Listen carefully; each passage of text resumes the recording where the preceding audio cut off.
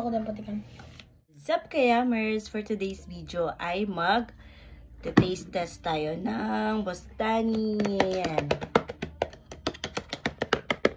Yan, Bostani ba ang basa dito sa chocolate nito? Ito ay inuwi ng aking husband nung last vacation niya dito noong November.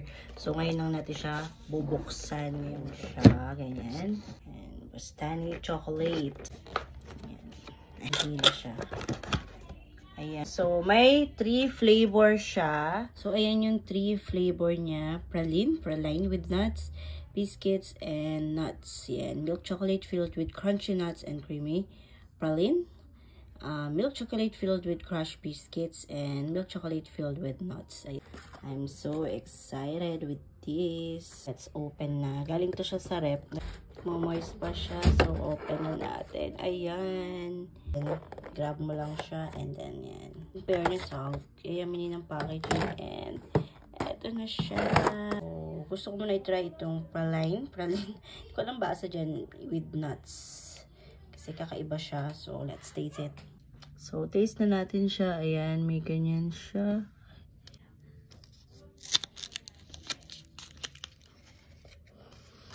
Ano ba yung itsura niya? May naka-engrave. Makikita nyo ba yan? May naka-engrave siya. Ayan, may naka-engrave siya na ganyan. So, let's taste it.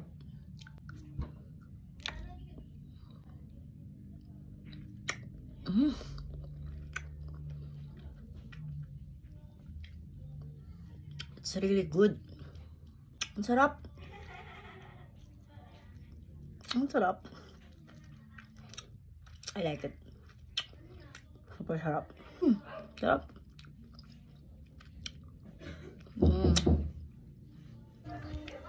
So next, tikman naman natin tong nuts.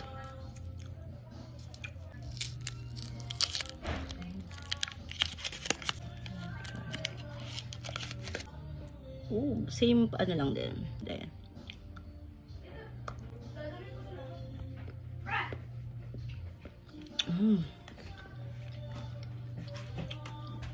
Hindi ko na i-add mama. Nuts flavor. Patikan ng nut na flavor. Sarap. Namang biscuits. Tikman natin yung biscuits. Ayan yung packaging niya.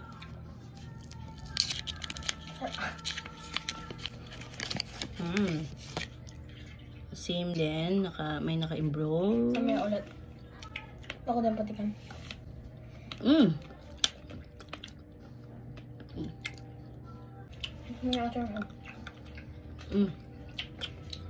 Excuse. Type ko. Yun yung pinaka-type ko. Ang sarap. So, mag-rate tayo.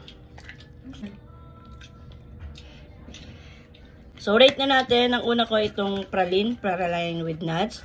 Susunod yung biscuits and nuts. Kasi itong nuts, parang common lang siya. Parang Toblerone, ano? Ganyan.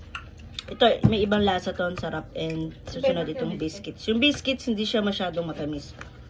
So, ayan. Yun yung rate ko. Bye-bye.